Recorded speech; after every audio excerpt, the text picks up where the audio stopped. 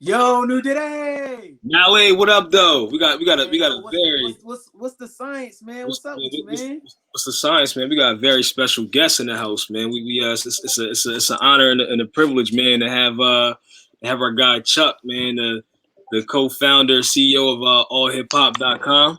Yes, What's sir. going Yes, sir. on, Yes, gentlemen? sir.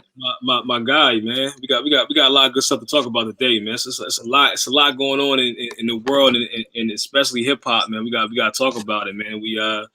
What better person to have on here than you, man? Yeah, salute. Appreciate having me on the show, man. For sure. I'm glad. I'm looking forward to it. Absolutely, man. So Yeah. just so y'all know, to me, Chuck is the ultimate OG in my book. I don't know if he like being called the OG or not, but I don't care. You the ultimate OG in my book. I accept Just that. really want to get the people. It's we have a real powerhouse on the show with us tonight. Like outside of Chuck being the CEO of All Hip Hop, he's a fantastic journalist. He's Yes. been featured in all types of Thank you. publications, high-end publications. He's just been in the mix for a very long time. Y'all started All Hip Hop in 1998. Yeah, '98 was the year Greg and I became business partners. Prior to that, Greg had a site, which changed. When we came together, that's when it became more of a powerhouse Yeah. type situation. Yeah, Right. Y'all were an internet yeah. powerhouse before the internet was the internet. Yeah, man, it's crazy. I mean, we both had a vision, and I think that it manifested itself early on because we were in Delaware. We had a vacuum. We were in a black hole. It Right. felt like in terms of hip hop, and we were just doing our thing in the '90s. Come to the end of the '90s, looking for careers and things, and the internet was just there. Nobody was really doing anything with it. Greg was doing record sales off the internet, and I was doing journalism, Right. real heavy, mostly for magazines. But I was taking all those articles and putting them online, getting mad traffic and mad, international attention. And it was a global platform from back in the day. So it cracks me up when I hear people say, "Yo, we have the internet now," and I mean, like, been at the internet, Right. you know. It's crazy to how many times I hear people say that, like the internet is like 2 years old or something. So yeah, man. Yeah, the internet been around since in 1998, I think I might have been in I think I was in 6th grade in 1998. I was in 6th grade in Okay. 1998. So I Yeah. so I don't like really remember. I don't really remember the internet like really until high school, right? When you had MySpace. One of my cousins was really heavy on music, was heavy on MySpace, right? So that's what I knew about. I didn't even really Hmm. know about how deep hip hop went. Like my dad didn't even let me start listening to rap until 1996. But that's when that was when the golden era had started. So It's Dark as Hell's Hot Wow. came out that year. Reasonable Wow. Doubt came out that year. Matter of fact, DMX dropped 2 albums that year, and those was like my very first Yeah. rap album. So like, Don't forget about it was written that year too, man. Don't forget about Nas '96, man. right. Right. All Right. of that came out, and then, but Chuck, you was already deep into the mix when I was just starting to listen to rap. So, Yeah. like I said, you were OG for real, man. You've been in the game for a long time, yeah. Yeah. But the beautiful thing about me and Greg is we're still late bloomers, in terms of when we entered into the game. So I was playing catch up in a lot of ways by the time we launched our hip hop. A lot of my peers were way ahead of me, way ahead of me. So that's why I feel so like a young OG because we didn't, we started around 2000, but the folks that we know, they were rolling. They was meeting Big and Pac, and they were, I mean, they were doing all of that, Right. and we missed almost all of it. I didn't even meet Big Pun, you know what I'm saying, or L. Those guys passed away before we got into the game for real. So I was blessed. We got on when that DMX wave that cannabis wave, Memphis Bleak and all that. That's the wave we jumped on from a New York point Right. of view. That was the wave we were able to ride to be really successful. So would you say? So what would you say the best era in hip hop was? Would it be that '98, or like what would you identify that as the best year in hip hop, the golden year? Nah, it was before '98. I mean, '98 was a man. '98 was a great year. I don't know the exact. I think '95 maybe. Okay, Yeah. about I mean, 90. wait. Back up. 88, 1988 is the best year of hip hop ever. Okay. Yeah. That's literally the best year of hip hop. But when we're talking about the '90s, it was probably '95 or something like that. Got you. Okay. Yeah. You know what's funny? Like when I see your name, Chuck Jigsaw Creekmur, where did that Jigsaw come from? Like I always been curious to ask you. Every time I see you, I never got a chance to ask you. That's real. That's a real interesting Jigsaw. I like that name, man. What does that derive from? Well, it's twofold. It originates when I pledged A Alpha Phi Alpha. That's when I started getting. That's where that name came from. Okay. And there's a twofold answer, but the short answer, discreetly, is that I was hard to understand. And then there's another that's about pieces of human pieces being put together. Malk, you understand that? You know what I'm saying? But yeah, Yeah, part of the pledge process. 100%.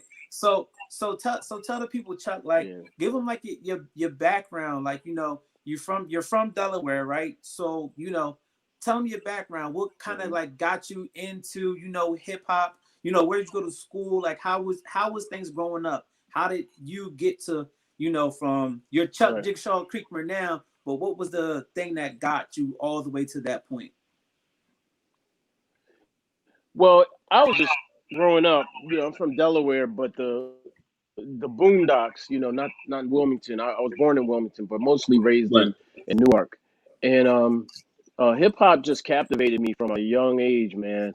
In a way that nothing except comic books really, other than comic books, nothing really impacted my life the way hip hop did. And I would have to say that Run DMC was probably the number one group impact wise on me, Right. because they were like superheroes to me. So they merged. They were like, I walk, my MacBook has superheroes all over, but I could just stick a Run DMC sticker on there too, and they would fit right in. And so Run DMC was the real like impactful ones. And then there was and then from there it just caught hold. It caught fire from there. And I used to kick raps and break dance and stuff. Um, and really, I just devoted my life to hip hop and comic books. So when it came to going to college and stuff, that's what I did. I did everything in college that I did before college. So I rapped in the show. I was like the only rapper on UD campus. So I went to the University of Delaware.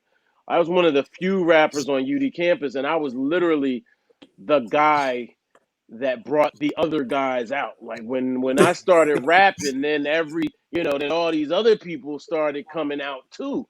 Right. So my group opened up for KRS-One and Lords of the Underground way back in the day, and then after that, I had to like share the stage because everybody wanted. I couldn't like monopolize it anymore. So, but in college, we brought lots of groups to the school, like the Roots and a bunch of others, and we programmed. I wrote for the papers. Okay. DJ. I was a college DJ, so I DJ'd at WVUD, and that transmission was from like Philly to like Dover. We had a nice range.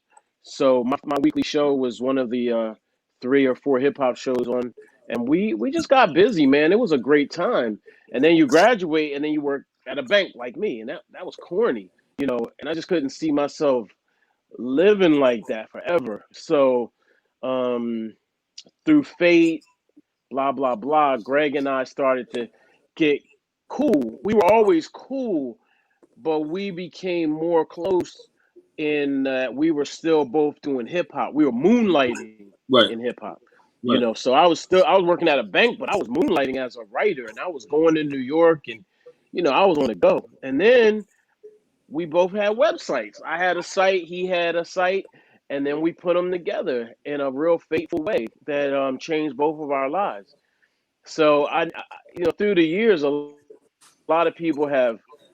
Me and Greg talk about this all the time. Through the years, a lot of people have tried to put division between us and cause friction, and it kind of like almost worked, honestly. Like, but God's will came through, and we are in a great space now than we've really ever been. Honestly, like we're in a super cool space. So for me, man, hip hop's like my life, and I'm on like Clubhouse now, and I'm like listening to people talk, and I'm like, yo, y'all capping, like, oh, y'all like just lying, like. But I stay quiet, but I just feel real blessed to have been able to live right. my dreams. All my dreams have already come true. Like my real, like my pretty much all my dreams. I got new dreams now, but my old dreams are all fulfilled. No, that's yeah. I mean, Yeah. even when you look at, like, I mean, you guys have had such a long run. It's been over 20 years. So, and I see these new cats coming up. You got a lot of different, different publications. Like, how have you guys been able to stay relevant and stand the test of time through 20 years? And I know you guys were, you did things at one point with Complex, and now you have another situation. Like, how have you guys been able to evolve and remain consistent and remain like you guys are still like at the top of the food charts? How have you guys been able to do that? Well, we grind, man. We grind really hard. Like we're smart. I think we're definitely smart. I think that the access to capital has been the biggest challenge Right. because we've remained independent. Where someone like say Complex, it's funny. We were reminiscing over Complex getting this massive infusion of cash and having allhiphop.com on the Wall Street Journal's homepage. Like that was Complex, and I was like, why? We were baffled because Complex provided the image according to the paper, and so it was just bizarre to me. But it just goes to show that how valuable you are to some organizations because Complex wanted to buy all hip hop, and we weren't selling. They wanted first right to refusal, and when they couldn't buy all hip hop, they kind of just they just used the positioning to make a big deal. Right. Um, and to their credit, they got away with that, and not just all hip hop, a bunch of sites. Um, but to answer the question, we grind really hard, man. We're super committed to hip hop. Like we literally love hip hop. We love all hip hop. I looked at my Spotify end of the year and it said I listened to 300 genres of music. And I What? was like, what? I was like, really? Like I love all music, right? But then I saw the breakdown of my top five and it was like hip hop, underground hip hop, pop or what, it was like all types of levels of hip hop. And I was like, wow, that's crazy. So yeah, man. So and the other thing is, man, we're very business minded. We play by the book. We're good business people. Yeah. We don't screw people over. We're honest. Some things that may hold you back a little bit in terms of screwing people over to get ahead. But I think that goodwill has kept Yeah, us in the yeah, and game. one thing too, man. What I like about you and Greg both, I never got a really chance to, to hang out with you as much. I mean, I think, Mhm. like, outside of like, Raising Kings and with Sandra Pitts, I know Yeah. you're heavily involved in that. But like one thing about you guys, you guys are very humble. Like I used to tell Greg all the time when he used to come to a lot of our events. I'm like he'd just come through like a regular cat. I'm like, yo, Greg, bro, like, man, when you come through, man, I'm laying on the red carpet, man. You don't Yeah. like, oh man, here go 20. I'm like, yo, bro, you're not paying to get in. Like you like, and Right. one thing I admired about you guys for so long is, you guys are very humble. And being from Delaware, for us, man, that shit is a big deal, right? Because we don't have too many people, who are at those kind of tables, in that light. So when I see you guys, man, that makes me proud to be like, I'm always repping Delaware. Like no matter what, I don't care where we at. It's Delaware Yeah. 302 all day, and you guys have been a very big an intricate part of people wanting to before, because when I went to Del State, Cash used to be from Delaware, like, yo, I'm from New York, son, and Yeah. I'm from Philly. I'm like, bro, like, you've been in Delaware, you like, bro, like, come on, stop it. Stop. Like, cut it out. Stop. You know what I'm saying? But you guys have been I admire that, and I do appreciate that, you guys, and you guys have been handling business, for a mighty long time. But like, even like, so the state, when I look at hip hop now, right, I'm looking at what's going on with Casanova situation, what's going on with T Herbo, and then you got Nip and all these great artists that are dying. Like uh what do you see the state of hip hop now, and what do you see for the future for hip hop? That's a big question. I don't know. It's hard to say. I don't. I'm not fully confident that we are interested in ownership. I don't get the impression that we're interested in controlling the culture in a real way. Right, It just seems like we're out here chasing clout too much, and we're out here trying to impress our nobody. Ourselves Mm. even. You know what I mean? Like, no. When I say nobody, I mean people that can't substantially change your life or whatever. So you're looking at views and likes from faceless and nameless people that don't even affect the culture from a bottom line standpoint. So I'm like, where are the Dame Dashes? Where are the Suge Knights? Where are the P. Diddy's? yep, Where are the Russell Simmons? Where are those people? They really don't really exist anymore in this fashion. Where are the managers? You know what I'm saying? right, Like, you don't even see managers. Remember how Diddy would take a no unknown artist from the very beginning to like superstardom.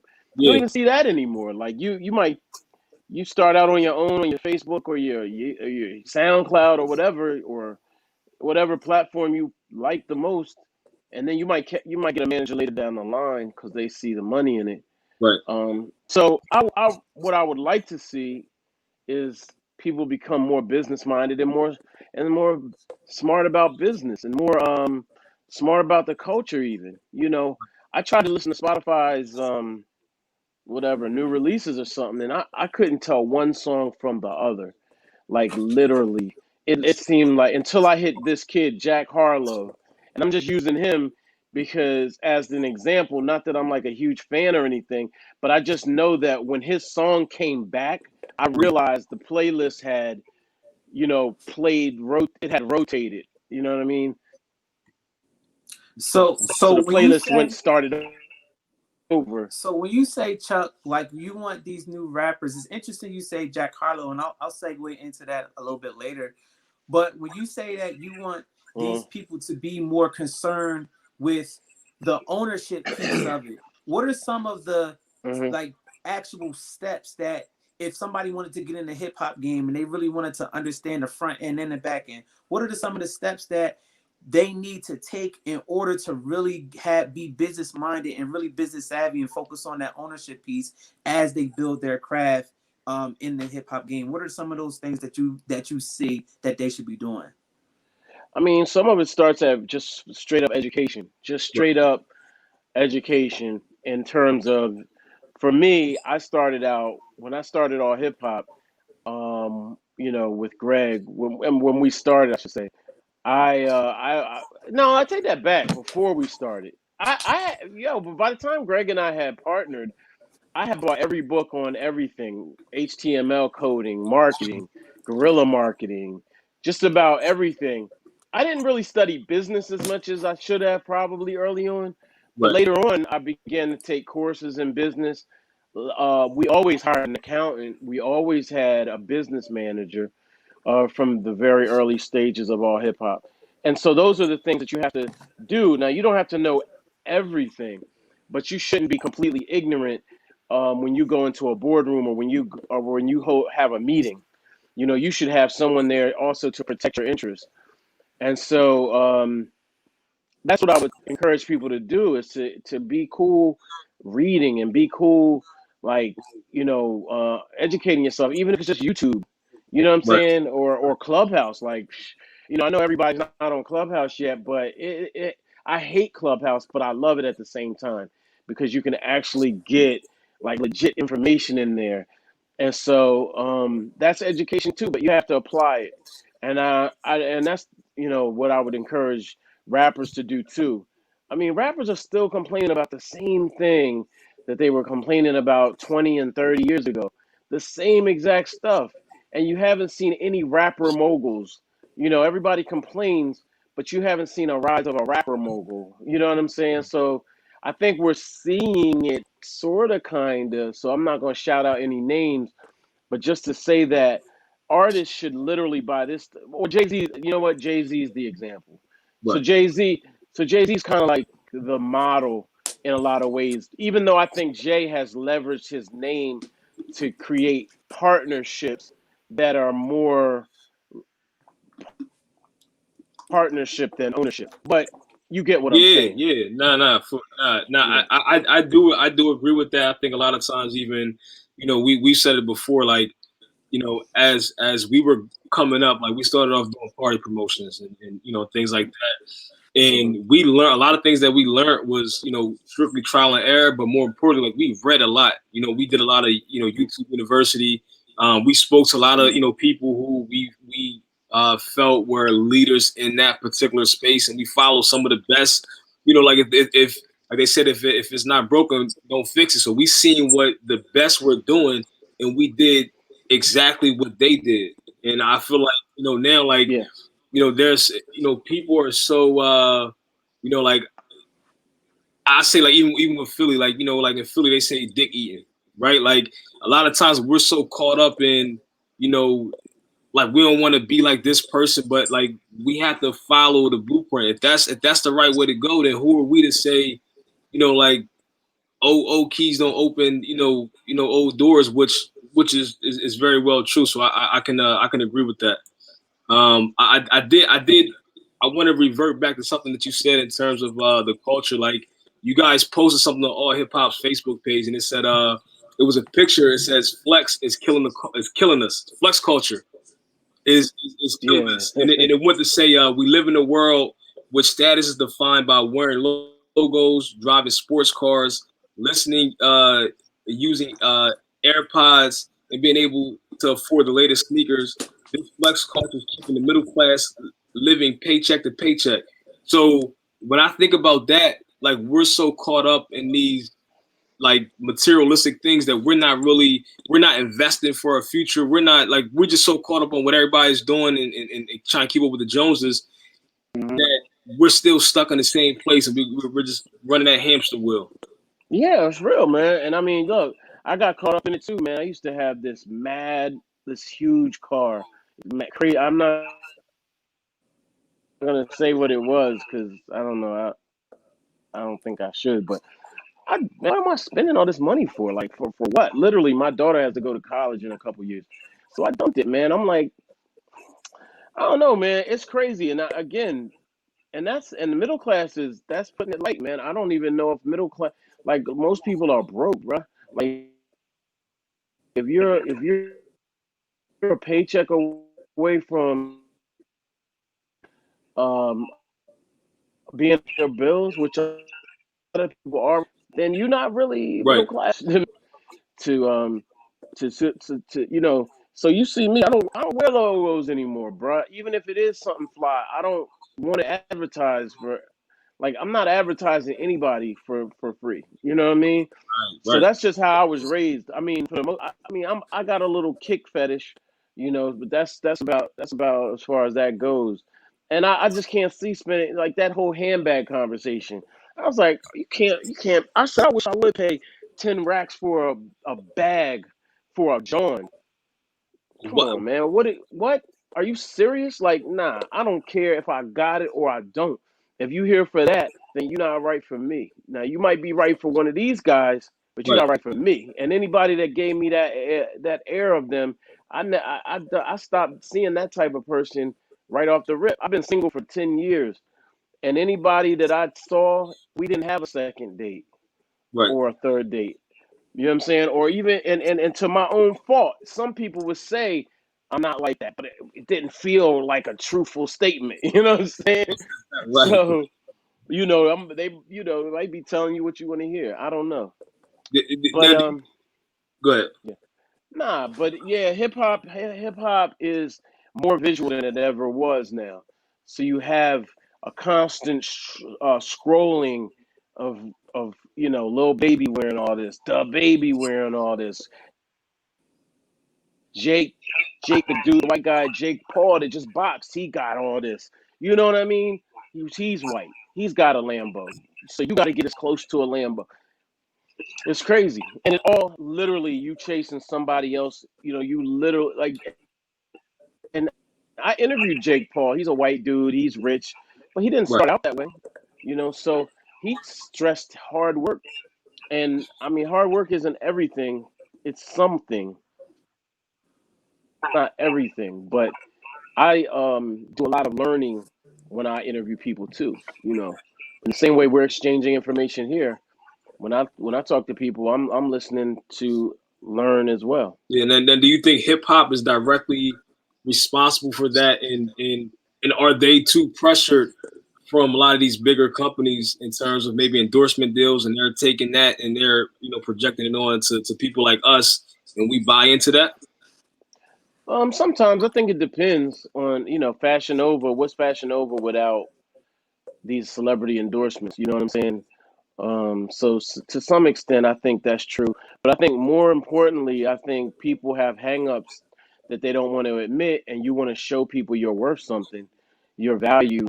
You want to show it in some way, and the only way to show your value is to wear a big chain, or wear 30 chains, or to wear the most expensive shoes, or the most expensive bag, or tuck your T-shirt in so your little belt buckle shows. You know what I'm saying?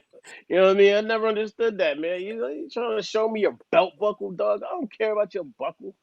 That shit looks nuts to me, bro. Like that Yeah, shit has always looked nuts to me, and yeah, I don't get it myself. And it's interesting that you're talking about rap and the hip hop culture is super visual. How do you yeah. think social media, right? Especially with TikToks. You talked about Jack Harlow earlier because he's huge on TikTok, like huge on hmm TikTok. How much do you think these social media platforms have affected the hip hop culture, whether it be positive or negative? What you think is that effect right now? I think it's mostly positive, but I personally love to be able to memorize an album. I love being able to really digest an album, Right. know who produced the song, know who even mastered it or mixed it, or I mean, all those details. Who was all involved in the creative process? And now I feel like we're just getting like super duper music. We don't get to sit with a song long enough. Mm-hmm. I agree. I agree. Hello. Did we lose him? Yeah, no, he there. Chuck, can you hear us? Okay, I think we he's gonna pop back in. But yeah, I do agree with that. Like we got these microwave like just everything is like hits don't last, but for so long it's like it's in, and then it's a new hit, then it's another hit. Like you might get a hit that might last for 2 weeks, then it's another hit right back, and it's 30 or 40 or 50 more. It's Yeah, it's, I think, it's crazy. and I think for real, Nudie, and to Chuck's point, like to both y'all points, like I think that social media has sped up, like how you was talking about, Chuck. We don't have time to really consume an album. We don't have time to consume hmm a song, like, or not even. We don't even need to limit it to hip hop, right? We just don't have time to consume and digest. Period. I had made a post Yeah. on Instagram a few days ago talking about, like, yo, all right, you don't have that house yet, it's cool. You don't have two Mm-hmm. and a half kids yet with the white fence, it's cool. You don't have that career or the love of your life, whatever it may be, it's cool. I think that we live in like such a microwave society, even outside of hip hop. Like we don't have time to digest, and I think it also leads to a lot of desensitizing in so many other areas where we Yeah. just don't have the time to, I guess, decompress and really take some things in. How do you, like, hmm for you, Chuck, like, because I really want to get your thoughts on a lot of things. Like, how do you think that in terms of our culture, we just move quickly. How do you think that's affecting people? How do you think that that's affecting hip hop? Like you were saying, we can't even digest the album. How does Mhm. that affect us as people? I think I can't help but think it's a little unfortunate. We're geniuses. We're brilliant. We're so dope as people, specifically black people, Right. but we don't really take the time to nurture our talents. We don't take time to drink the water we drink, so you don't need a filter. You know what I mean? Like just the small things. We're so quick to just put on some makeup or, put a little filter on there, whatever the case may be. And I would just like to see people slow down a little bit. And it's hard to put the toothpaste back in the tube, but I think that the true greats are the ones that actually do that. Like Lil Baby is a rapper who's a good example. I think I don't follow him too closely. Like I follow him, but like I've noticed the progression, and I think that progression is like a wonderful thing to be able to bounce back from almost like not saying he was ever losing or anything, but it just seemed like there was a period of time when he was maybe doing drugs or maybe, you know, being bounced out because the competition is fierce. So I think that the cream ultimately rises to the top, and that's only a direct result of hard work, dedication to the craft, smart team, a smart team around you, management, connections, and things like that. And those that aren't devoted to the craft or the business even are going to fall to the wayside. I just want to see people really hone their talents and their skills to the fullest, and then see what happens after that. If that makes sense to you. Nah, perfect sense. And Yeah. to go back, right? So me and Nudie, we both on Clubhouse, right? Yeah. I've been on Clubhouse for probably about a month, a good 6 weeks now. Hmm. I invited Nudie. I was like, yo, Nudie, yo, this Clubhouse joint. I was like, yo, this shit is crazy, bro. Yeah. So I invited Nudie, and from there, we've literally been able to, that's just how we are anyway. But we've been Yeah. able to connect with so many people. So for you, and then it's kind of like a twofold question, right? How do you feel about Clubhouse? How do you feel about Clubhouse? And then how do you think that something like a Clubhouse is going to affect hip hop and the culture moving forward? Oh my God, it's like Freaknik in there, man.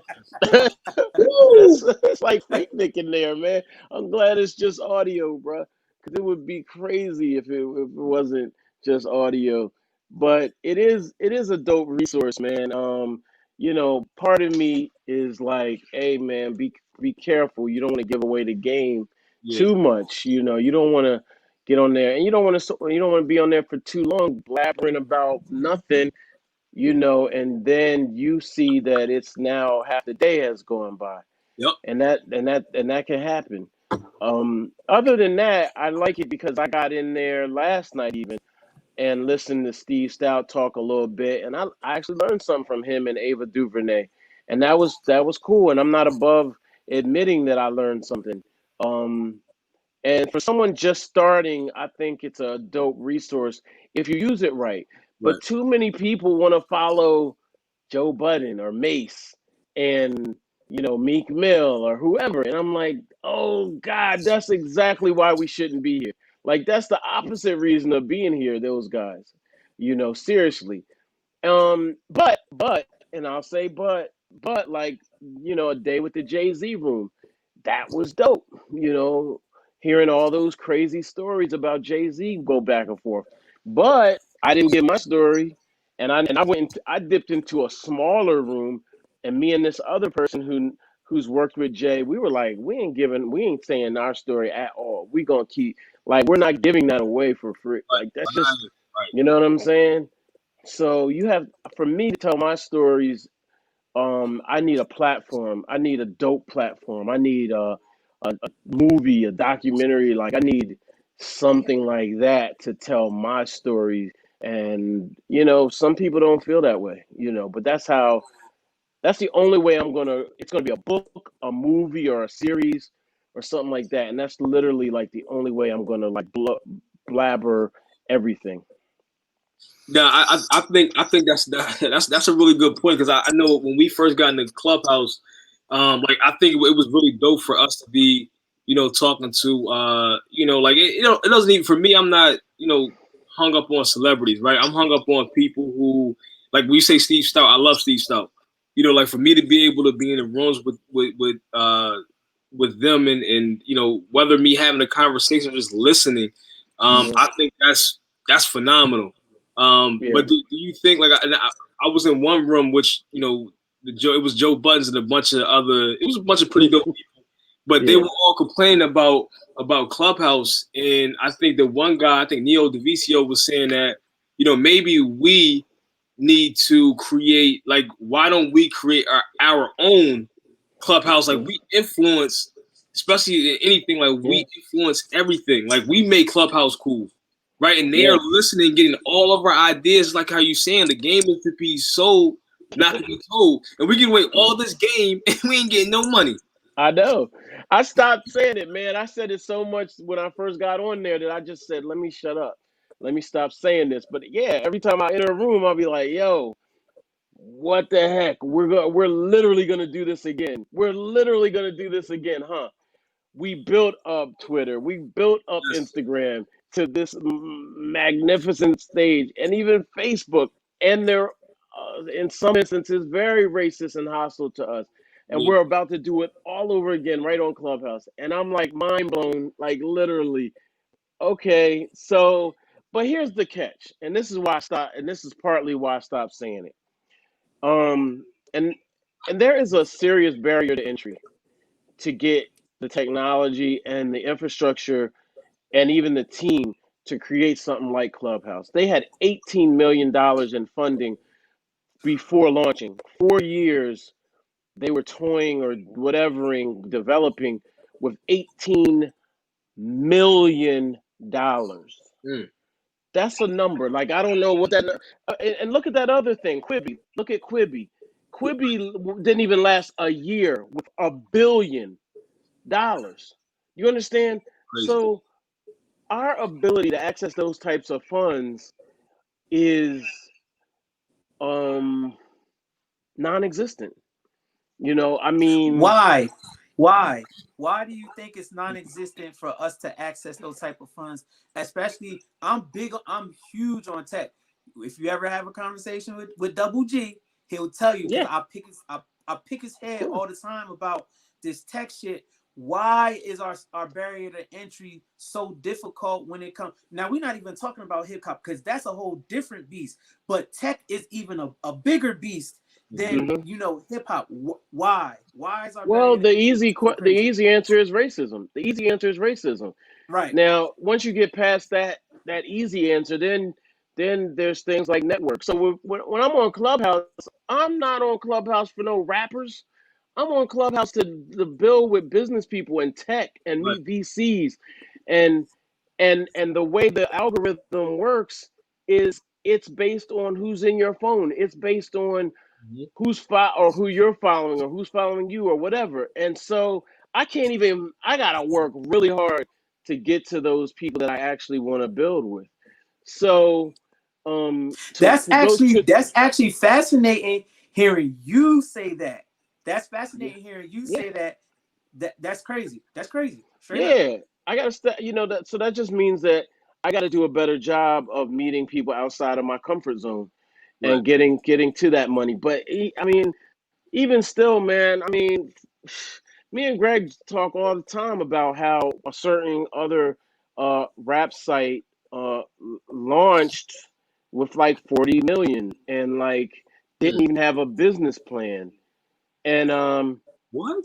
and we're just like we what like we're so responsible with money and always have been that if we had 1 million start at the start of our career we would be like you can't you don't even know, you know what I'm saying. And yeah, you can raise fund, we can always raise money, like we can always do that, Right. but but then what do you have to give up? Yeah. Because like a lot of folks, they don't have a problem giving up half because they know Mm. that half is going to be, you know, this, and then we'll just throw that away, and then we'll go get another billion, or another 18 million, because I just know the people that can give me that money. Right. We just don't have that. I guess in this day and age, you can actively pursue people. But we Because just never price did. Yeah. the So price tag. the short answer is that Silicon Valley is super racist, man. If you looked at that documentary, the Social Dilemma, there was one black woman on there, and I heard, put her in there because they realized they didn't have any people of color at all in the whole doc, and they found this woman, interviewed her, and gave her 15 seconds, and then that was that. So yeah, The game is rigged. It's man. rigged. Nah, seriously, it is. So Nudie and I, we started a gaming company, right? We were just like, yo, well, me, I'm into video games. I'm a techie, right? I worked at Apple for 3 years, so my eyes really opened up to what tech is and what it does for and how it impacts our people, right? Mhm. So Nudie and I, we started this gaming company. And then as we really started to dive deep into tech, and I actually started a software development class, and I started to really look at the back end when it comes to, you said you had picked up an HTML book, early in your career, like actually looking at this stuff on the back end and really figuring out the nuts and the bolts to these Mhm. huge platforms, and Mhm. understanding like, yo, our kids, and not even just our kids, but just black people, we don't do that. We cook Yeah. food. We Yeah. are landscapers. And not that nothing's wrong with any Barbers. of that, right? Yeah. Yeah. It's nothing Yeah. wrong with it. It's just like, yo, we don't even touch that. Even right now, we're streaming in our group, Spending Black Matters, right? And we have how many people at? We got 25,000. 24,900 or Almost, something. about 25,000. Yeah. And 80% of them don't even have a website, Chuck. Yeah. It's And crazy. that's a real live. That's real live, and I hope that everybody's watching. Y'all hear me, because we want y'all to start to scale up your business. But 80% of them don't even have a website. They're like, cash at me, DM me, Yep. inbox me, and I'm just like, we not even ready, and we not even ready to really. We're not even ready. Yeah. To, how do you think? How do you in the tech world? Because I know you big in tech. How do you think we can even begin to close these gaps in our communities with, or in businesses with the tech? How can we even begin to close these gaps? I mean, it starts with the individual. I mean, I would say it starts with kids, but that's a difficult proposition because kids are being. It does start with kids, but kids are inundated with nonsense. As soon as they become, free thinkers, and then they start getting hit in the head with advertisement, advertising. They're marketed, so they get thrown off early as well. So the question is, this: it just starts with the individual and having a certain tech IQ that allows you to understand that that's the only future there is.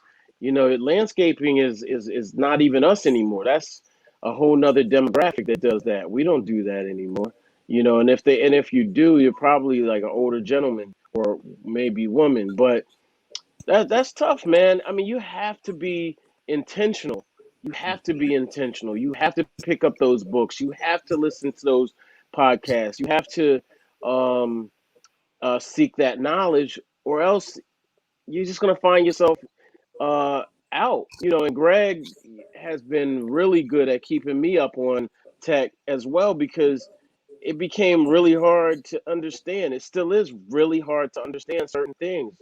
That's not my natural state. You know what I mean? I'm more of a creative, Right. but at least I'm able to know the apps and things, even if I don't know functionality. A lot of times, just knowing how things work, you can come up with an idea like that and have someone else build it. You know what I'm saying? And that's kind of where I am now with me and Greg in terms of, really like taking our partnership to the next level, being able to identify opportunities that, or rather, ideas have, and then making those come to life. That's where we are now. And that's a beautiful place to be. Yeah. You know what I'm saying? But without the understanding, even just on a basic level of what you want to do, It can't come to life. You know what I mean? And so, man, the future looks bright. I mean, that's all I can say. But if you ain't in it, if you're not working diligently, if you haven't seen, the rise and the fall of, Friendster and MySpace and all those other things, and know what works and what doesn't, if you haven't watched The Social Dilemma and look at why the social media is so successful in a bad way, but applying it in a good way, you know what I'm saying? Like, these are the things that we do often. So our goal is, honestly, I'm not going to say it too definitively, but we're just looking to, from now on, we look at things a little differently. We're looking at it from a funding and partnership standpoint, and really finding out who are the people and identifying those people who to work with. So many people. It's funny, man. More, a lot now. People are targeting hip hop. You know what I'm like? They're literally. I mean, it's always been the case, but now it's like the vultures. Like, they don't even like want to cozy up to you anymore. They just want to just get on our culture, and I've seen a lot of businesses fail that way. Instead of partnering with us, they want to take it, Yeah. and a lot of them succeed, but a lot of them fail because they don't even want to work with you. They don't even want to give you equity. They just want to take your stuff. And that doesn't exist anywhere else. In no other culture can you walk up in somebody's house and just park your butt in their house Mm. and just start making money, or just start using the bathroom, or you know what I mean? Start eating food. Hip hop and black culture is literally the only culture you can do that in. You can't do that in Hollywood. You can't you can't do that anywhere. You can't do that in Jewish culture, Chinese culture, Indian culture, like, no culture. But hip hop has no culture. If you do, you best have a real heavyweight right next to you. Mm. If and I don't even know when that happens, because you Let me ask you can't a play. question. You talk I'm sorry. you talked about culture, right? Yeah. And this is something that I truly wrestle with, right? Like, Hmm. Nudie is what you say, you're Trinidadian, right? Mm. I'm not like, when you talk about black people, well, certain, Uh-oh. Uh-oh. I see where this is going. this is something I wrestle. Yo, Chuck, I'm telling you, this is something I wrestle with, bro, because I really be trying to figure this shit out, bro. And maybe Yeah. we could kind of have a deeper conversation offline, but I want to start it right now. Like, when Uh-huh. you talk about black culture, Well, You well, said what is black culture? what is it? What's the roots of it? I mean, of course, we got the old, we got church, and we got, certain ways that we used to grow up. But what is that? Like, we got hip hop, but that only goes hmm back so far, right? When you talk about African culture or a Caribbean culture, they go back. And like me, I'm like, oh yeah, well, my mom, she from Baltimore. My dad, he from North Carolina, and my grandma was from Georgia. hmm hmm I wrestle with this, right? And I never have a definitive answer and even if I'm like about to check off the box and it says African American, I'm like, man, fuck that. I'm not African American. I'm black. You know what I mean? Where, what are your thoughts about that? Like, I'll be like, yo, what is my culture? Not saying I don't know myself or that I'm not strong black or whatever, but how deep does that rabbit hole go? Mm. Well, it's a major issue now, because when you talk about African Americans, we're in a unique space of being indigenous, if you will, to this country, since slavery, at least. You know what I mean? Um, so that, I don't know. That may be, well, that's a whole nother argument. Who's indigenous? But never mind. Forget that part. But that's just to say that, really what it is, or what I would like to see is, I would just like to see black people come together Mhm. in a really unified way. We're far too segmented, based on one country, or one place or another. We're fragmented here in the United States, based on West Coast and East Coast, down south. And then when you start bringing into the factor if you're Haitian or if you're Jamaican or if you're Trinidadian or Bayesian or whatever, and then we're fragmented in that way. And then if you're African, because Africans come here and they start, acting in as, or rather, whatever, British, as, like roles that should kind of go to Black American. And it's all division.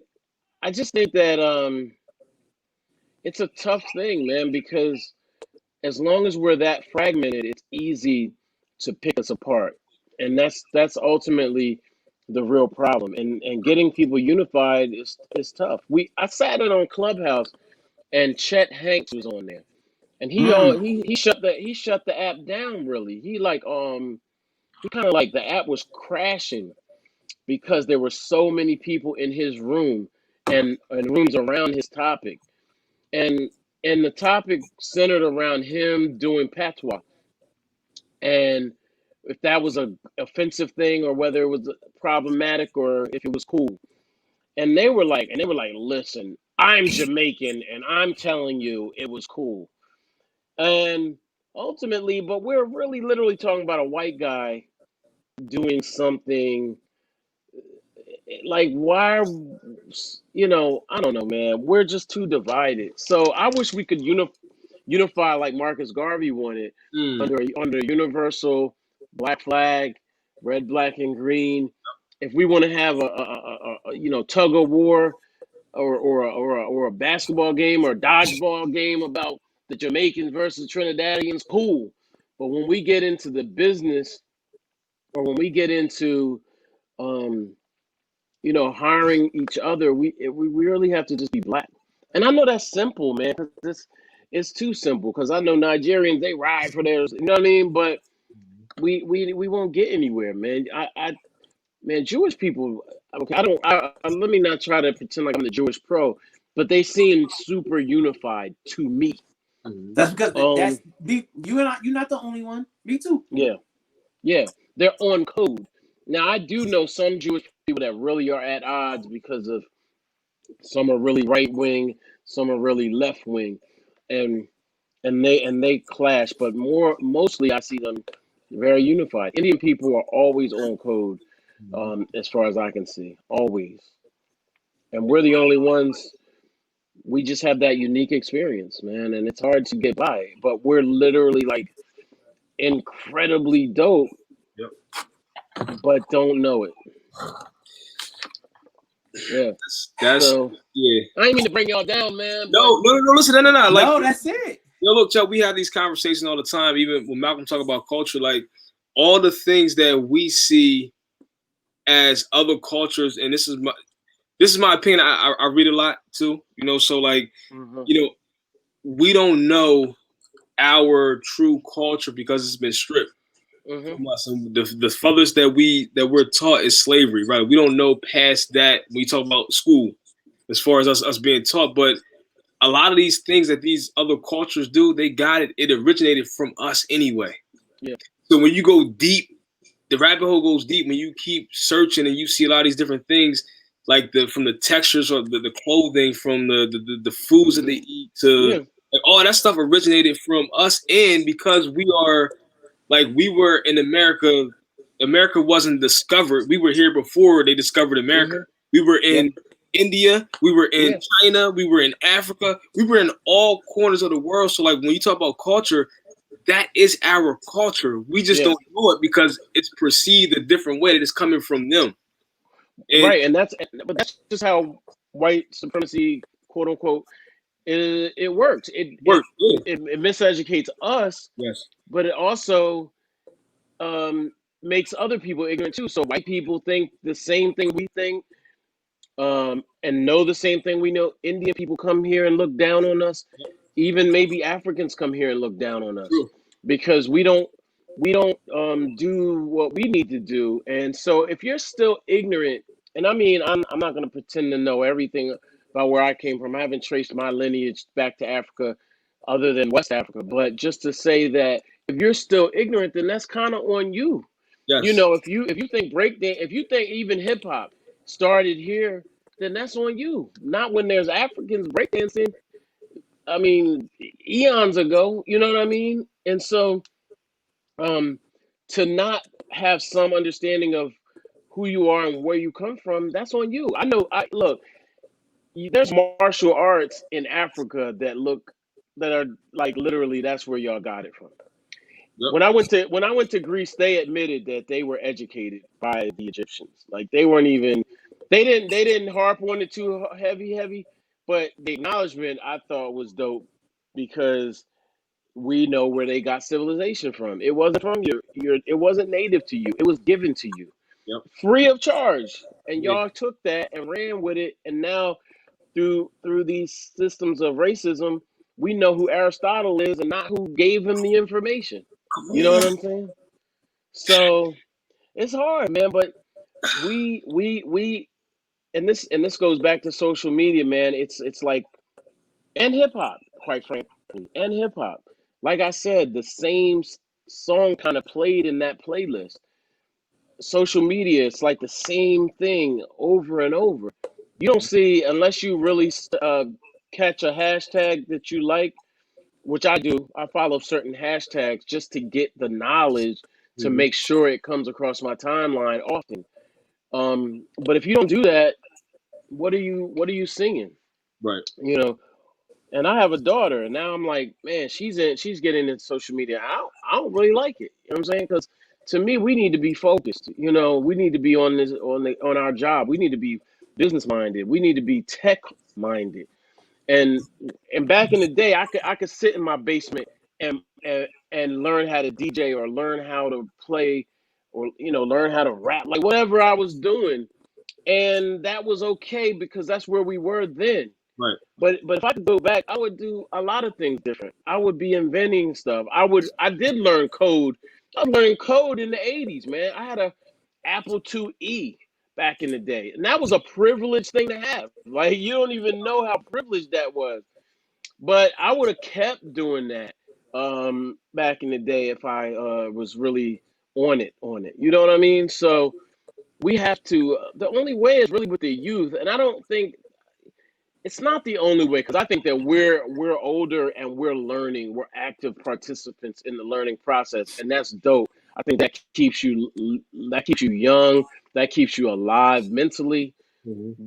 But I do think that for the next person to not have to get paid a salary by Facebook, we have to empower them to create the next one Mm. and support it because all hip hop has been around for 20 years, but a good piece of that is just our hard work and hustle. Right. It hasn't really necessarily been because there's been this groundswell of support all the whole time, you know. So now we're really looking to hold folks accountable. And I was talking to Roland Martin, and he lit a fire under me, man. And he really was like, you gotta make it known what's going on. You gotta make people do right by you. And if they don't do right by you and you don't say anything, then you're also a part of the problem. He didn't say those exact words, but that's how I received it. She did right. And I'm just like, all right, well, we gonna raise a ruckus next year because too many rappers are on Clubhouse and we can't get an interview with you. You know what I mean? Too many rappers are passing all hip hop by to do mainstream press and not circling back, or even you should start with a black owned Right. company. Right. Let's keep it a buck, but let's just say that the PR game and the manager game is to get Jimmy Kimmel. All right, cool. I ain't mad at you. Do Right. Jimmy Kimmel, but come back home because we're there for you when you start out. We're Yep. the ones that are putting you on the homepage. We're the ones that are when you don't know A from Z. You don't even know what you want to do with your life because you in the middle of your career. And I'm talking about somebody specifically because I'm really upset right now about a certain artist, a couple of them really, but when they needed you, they were hitting you, DMing you, and then soon as the mainstream comes along, you don't even remember. Mm. Yeah, so it's time to hold ourselves accountable as well as the other people, because we do it to ourselves. If we didn't do it to ourselves, it couldn't be done. When you really think about it, you know. So that's that, man. I'm trying to get all intense out here, Nah, but listen, Listen, bro. man, Listen. let that shit out, man. Because like, to your point, man, I feel like us as black people, we're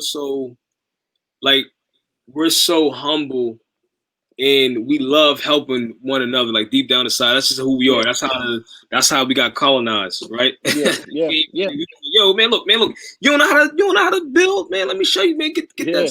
rock over there. Let me Right, show you, knock this thing. Like, right. so we genuinely love doing that. But I think that, like, even, I tell Malcolm, man, like, we've been humble, and I like you saying that, man, like, I'm getting goosebumps, right? Because like Jay said, they don't respect modest, right? They Right. don't They respect don't. humility.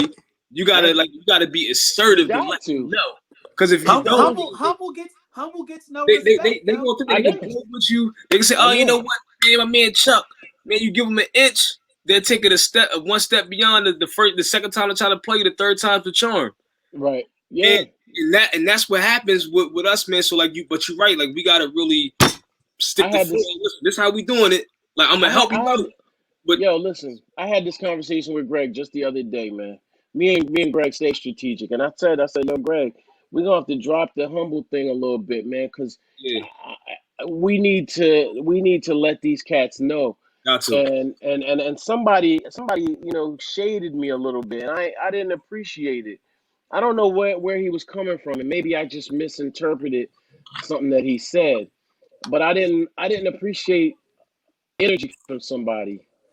And I was like, Mm. fam, you got more social media followers than me, but I literally been running my own operation, changing the culture for 20 years.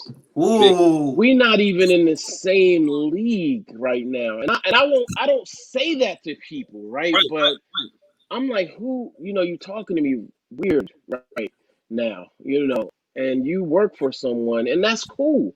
I'm not mad at anybody who works for someone. Everybody, I've worked for people, and that's not, there's nothing wrong with that. But my point is you got to let these cats know, yes, sir. and and that's part of my legacy mission now going forward, is to tell our story the right way, the real way, Yep. not the humble way, the real way, not the struggle way, like, no, the real way, so that people understand, like, what we really put the way we really changed the game, the way Jay-Z was his on all hip hop every day while he was president of Def Jam. Crazy. That's man. You know what I'm saying? But that like you got like man, you got me my J bag, man. You got to send them a reminder just in case they forgot. Right, You right, gotta right. send them a And reminder, man. by the way, that's no knock on Jay. Jay is, like, my favorite rapper of all time right at this point. But just to say that that's where Jay, dog, I'm a big fan, bro. So, like, don't get me started on Jay. Like, I like Jay. I salute the way he moves. Yeah. I salute the way he treated Jay Electronica, right? Oh, Isn't that that was isn't super. that how it's supposed to be, though? Think about it. Yes. Jay Yes. Electronica took But Jay does that with a lot of entities, and even entities that we don't even know about. But Jay, He go ahead, does finish, that. Chuck. Finish about Jay Electronica though, because he yeah, put it. yeah. He grabbed him, you know what I mean? Brought him along. You know what I'm saying? He was patient with him. But at the end of the day, Jay Electronica went from no album to Grammy nomination with Farrakhan on there and Jay on there, and what? Woo! Come on, man. That's crazy. That's Unheard of. People don't unheard even of. understand how big that is. They don't get it. Bro, they Crazy. don't get it. That's man, that's a story that I want to tell. You know what I'm saying? Cuz I mean, but anyway, I get it. So my point is Greg and I, we know where bodies are buried. There's so much that we have, and it just feels good, man, to be able to know that you can like continue on for 24 legitimately, like, you know what I mean. You got that much in the tank. Crazy, man.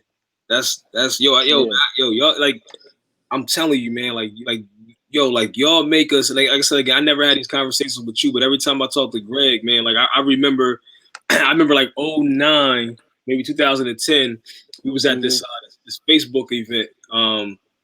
And Greg, it was me and Matt Barry. We had went to this event, Mm-hmm. and Greg, I told us about it, so we slid down there. I can remember him like, "Yo, man, I gotta take this call." I'm like, "Bro, you good?" Like, he on the phone with Diddy. I'm like, "Yo," I'm like, "Yo, I'm like, yo, I'm like, OG, can Yeah. you slide off into the corner?" I'm trying to go in the corner and just ear hustle to see what's going on, But Yeah. like, Yeah. for me, it's like it's so surreal, man, because like I said again, you guys are so humble.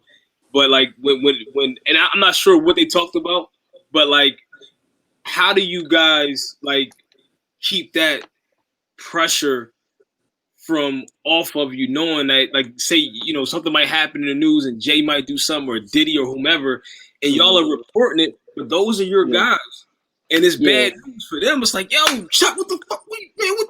Like, how do y'all Yeah. respond to that? I know that's I know that's We crazy.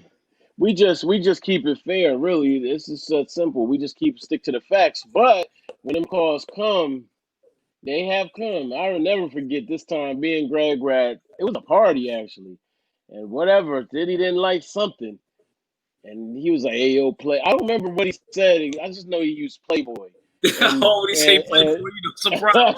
it wasn't a good Playboy. It was like, "Hey, yo, Playboy, don't you ever do that," or something like that. I was like, "Yo."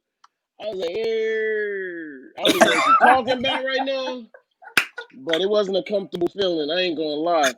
But for the most part, we've been able to be fair, man. And the thing I like is that I know that in the deep, we've influenced people like even Diddy, man. Because Diddy been on waves where he was just this nihilistic, narcissistic, like just OD dude, and now it's like revolt black news. I'm like, huh? Where you get that from? 360. We 360.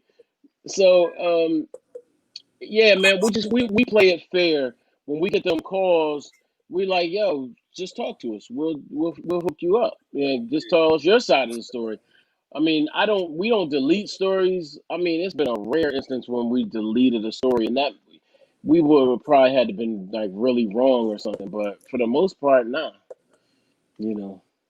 Or sometimes I'll admit, man, sometimes we'll avoid a certain person. You know what I'm saying? Like Big's former bodyguard, he kills Diddy in the on YouTube. He's going in like every videos.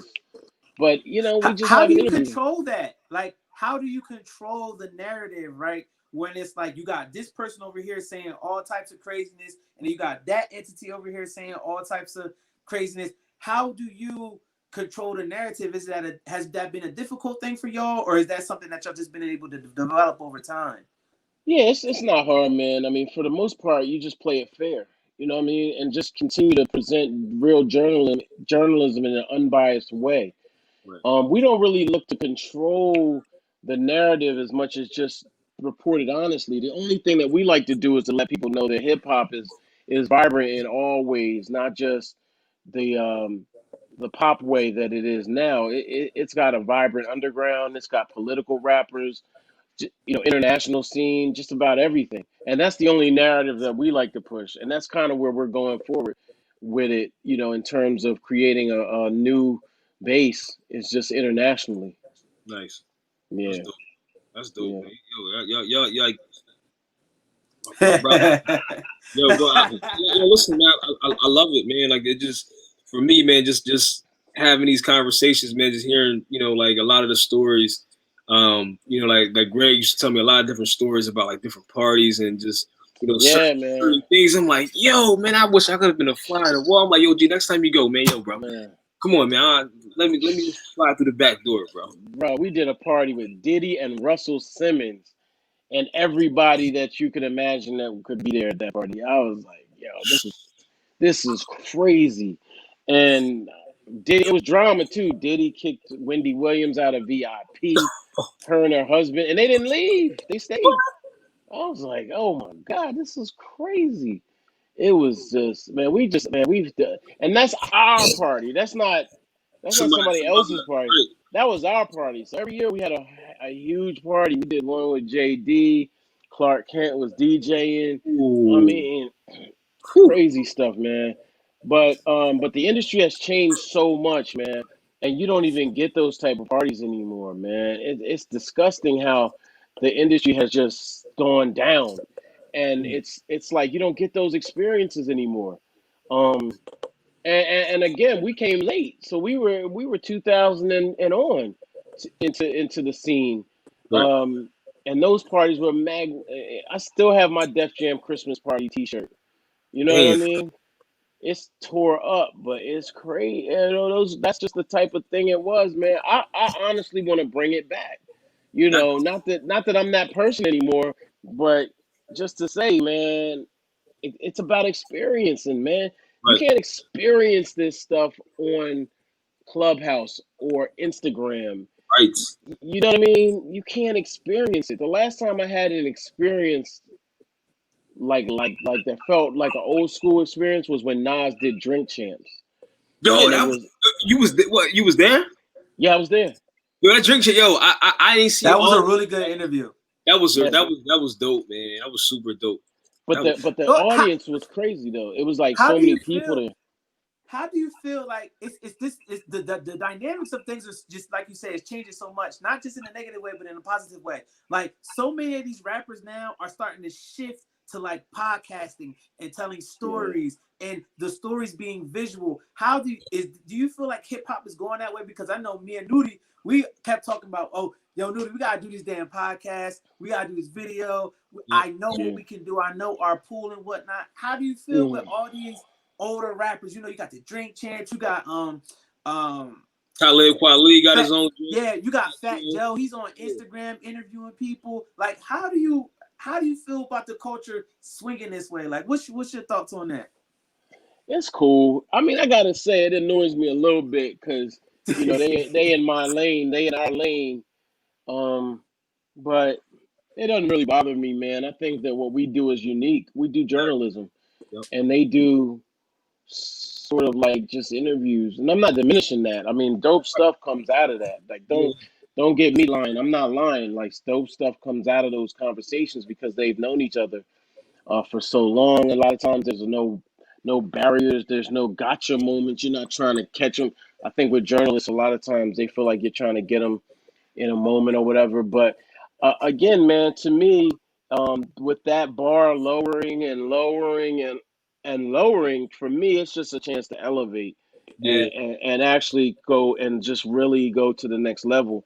And so for us, man, we cool. Like we were uncomfortable with it a little bit at first because, you know, when you start the way we started, there's certain laughter. There's like a chuckle about it, like, or maybe they wouldn't give you the time of day because you were a journalist. You know what I mean? And now all these guys are journalists. You know, when they were, so, you know, rappers, crack dealers, whatever you want to brag about, used to do. Now you're just doing the same thing that we've always done.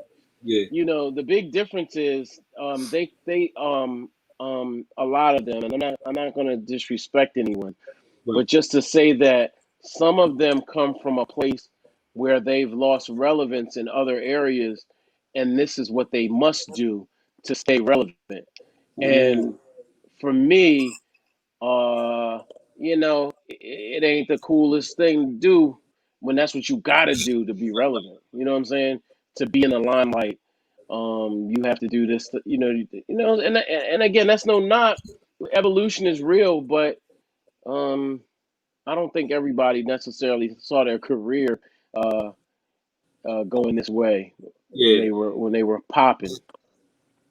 They couldn't have thought about it. Yo, so I got a question, and I'm gonna give you. I remember Greg telling me. So one, I'm gonna ask you, what was your biggest failure, and and how did you learn from it? And I also remember me asking Greg. I'm like, yo, Greg, bro, y'all should do more parties, man, because I wanted to do some parties for him. Like, yo, bro, look, man, you can get because we were doing something at the Queen. Oh, okay. So we were doing the events at the Queen, and we were trying to get more acts, like bigger acts. So we didn't have access, so we wanted to get with Greg, like, yo, bro, if you can get us an artist, man, we can pack the room. We can do it, right? But prior to, I remember him telling me, I'm like, yo, Greg, why don't y'all do more parties? He was telling me, he's like, yo, man, this one time, man, I did this party out in Philly, man. And I think Just Blaze was DJing. He said, yo, man, bro, he said, the shit Nobody showed up, bro. Yeah. I'm like, I said, no. He said, bro, listen, man, like Blaze was ready, man. He said, yo, nobody showed up. So I was like, well, damn, that's why you don't do parties? Like, what? Nah. First of all, we literally talked to Just Blaze about that on Clubhouse. We literally talked to him in somebody's room. I forget. I think we were welcoming somebody and he was there. Yeah. And we talked about that.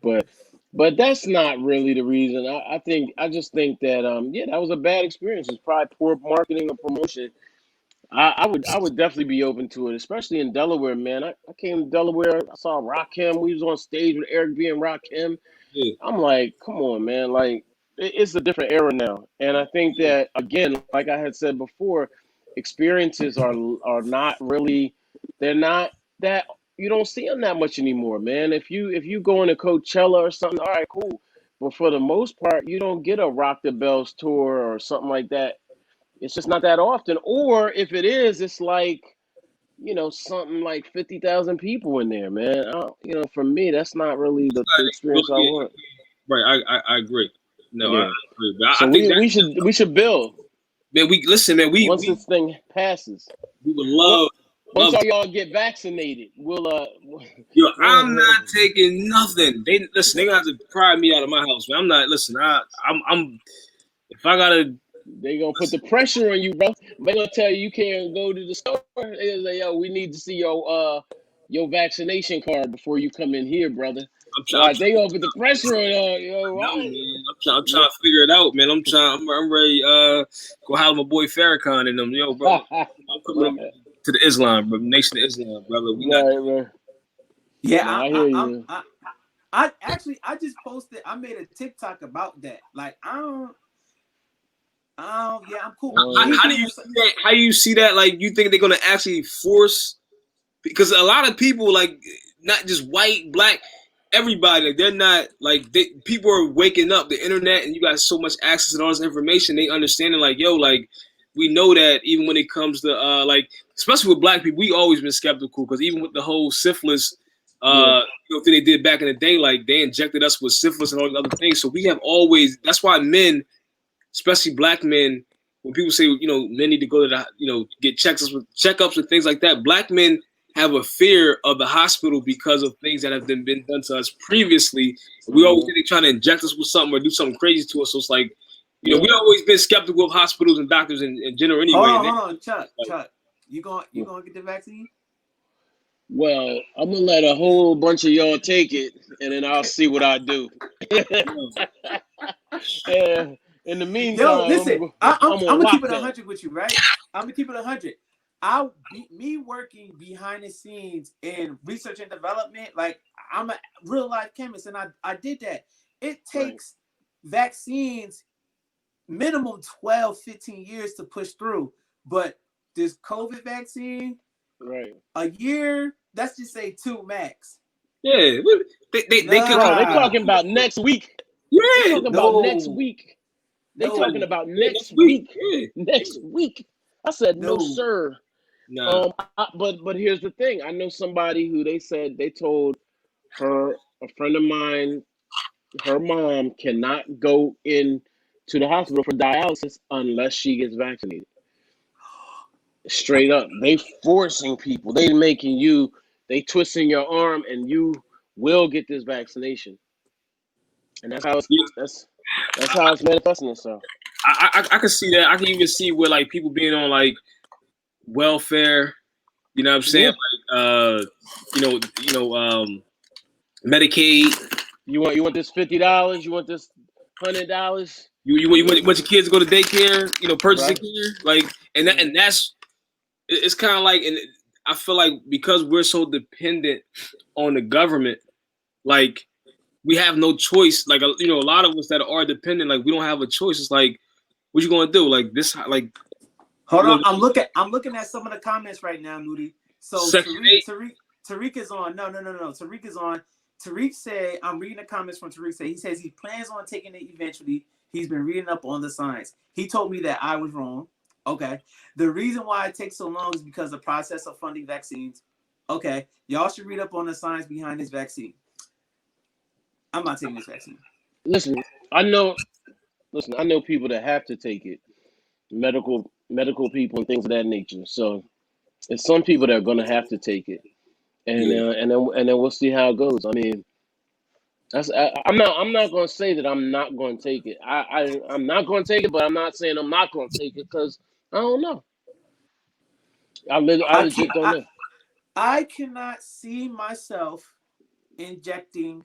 I cannot see me injecting myself with that vaccine. I can't. I I can't. mean, that's fair With enough. everything that I know on the back end and all the things that I've been studying and the information that I know, I Hmm. just can't. It's gonna be tough. Very Well, tough. It's gonna be tough. they're gonna have Very to tough. show improve. They're gonna have to show improve. And I Yeah. don't mean Obama and Bush and Clinton taking it. I mean like something more substantial. Yeah. No, So I let me agree. ask you a question because I feel like we can sit here and really talk to you for a minute. This last political thing with Donald Trump and Joe Biden and you being from Delaware, so it's a little bit different for Delawareans. And me and Nudie, we talk about all the time, like when you were talking about how hip hop and people just take from hip hop, right? Hmm. And when it comes to political season, this is something that they do, right? How do you Hmm. feel about the influence of hip hop with this last political season? And then I also feel like we can't be in a space where we're dependent on any government. Black people Hmm. have to do for self. Hmm. Period. So how do you feel Hmm. about that? Things? How you feel about the last political season in hip hop and whatnot? Well, I think hip hop had a lot to do with putting the pressure on Donald Trump in terms of shining a light on him, and that he was problematic is like an understatement. Right. But I think I think hip hop played a role, and that role was very much against Donald Trump, which was necessary. On the flip side, it also held, and people don't really understand how much hip hop manifests itself. So that's not to say that rappers were necessarily doing it, but the hip hop generation were also putting the pressure on Biden and them, you Mhm. know, shining a light on people's records and just not even necessarily in an attack mode, but just in terms of letting people know who they're dealing with. I do think it may have presented itself in a way that could have botched the election, but that's a whole nother story. Right. You know what I mean? So you have rappers that were running interference, and I thought that was whack. But for the most part, I think hip hop did its job, and it mobilized people in those key states and cities like Detroit. You saw Royce the 5'9" out there rapping in Philly. Charlie Mack opened for Obama. I don't know if y'all know who Charlie Mack is. Yeah, He the yeah, first yeah, out Yeah, the yeah, limo. yeah, yeah, Okay, yeah. yeah, yeah. I and mean, that's but hip you hop. had Stacey Abrams on the state when Jeezy and Gucci did the Oh, verses. When I seen Yeah, Stacey Abrams pop up, I was like, "Yo, what?" yeah. I said, gotta, "Yo, that's yeah, a Listen, that's a powerful woman right there, yo." right. Yeah, And she yeah, literally got what eight definitely. hundred thousand people to vote, and Georgia switched from red to blue. So Mhm. that's something Yeah, serious. but it also, but to your point earlier, again, and we always fighting each other, but I try to stress to people that we have to build our own institutions, and those institutions should be able to withstand whoever's president. right. We should be able to create situations that are not contingent on one president versus the other. Obviously you might prosper more under a certain administration, but it shouldn't matter. You look at people like Bezos and them; they made more money under Trump than whatever. You know what I mean? So I'm just saying, man, we have to try our best to not have a permanent alliance to anyone, but just interests that are lined up with people. And but hip hop did its job. But again, what are we getting in return? What are we doing to help ourselves? Where do we? It doesn't end there. It just starts there. George Bush. I don't know why I was about to say that, but Biden is just like the beginning. it's not even the beginning. It's just like almost like a return to regular, if you will. So we just have to get past the politics a little bit. You Yeah. don't see, say, like Asians again, and I'm not trying. I'm hopefully not discriminating. I'm hopefully not generalizing in a bad way, but I just didn't hear those voices in the same way that we were. You know what I mean?